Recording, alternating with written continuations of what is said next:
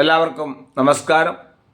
ശ്രീമദ് ഭഗവത്ഗീത 2-ാം അധ്യായം സാഖ്യയോഗം 60-ാമത്തെ ശ്ലോകം. യതതോ ഹ്യപി കൗന്ദേയ പുരുഷസ്യ വിപശ്ചിതഃ ഇന്ദ്രിയാണി പ്രമാഥീനി ഹരന്തി പ്രസഭം മനഃ.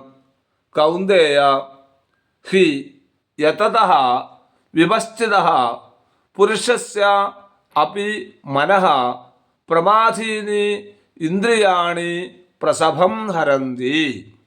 അല്ലയോ അർജുന,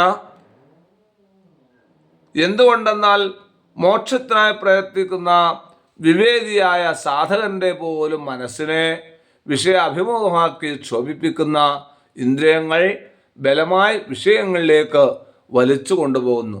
പ്രത്യേകിച്ച് നമ്മുടെ ജ്ഞാനേന്ദ്രിയങ്ങളൊക്കെ വിഷയങ്ങളിലേക്ക് വലിച്ചു കൊണ്ടുപോകാൻ പ്രാപ്തങ്ങളാണ്. എന്തെങ്കിലും ഒരു നല്ല വസ്തുവിനെ കണ്ടാൽ കണ്ണുകൊണ്ട് നോക്കും, ഒരു ശബ്ദം കേട്ടാൽ അങ്ങോട്ട് തിരിഞ്ഞു നോക്കും. അപ്പോൾ ഈ വിഷയങ്ങളിലേക്ക് നമ്മുടെ ഇന്ദ്രിയങ്ങളെ കൊണ്ടുപോകുമ്പോൾ അതിനെ തിരിച്ചു പിടിക്കാനായിട്ട് സ്ഥിതപ്രജ്ഞന് സാധിക്കണം എന്നിവിടെ സൂചിപ്പിച്ചു. യതതോ ഹ്യപി കൗന്ദേയ പുരുഷസ്യ വിപശ്ചിത ഇന്ദ്രിയാണി പ്രമാഥീനി ഹരന്തി പ്രസഭം മനഃ. നന്ദി, നമസ്കാരം.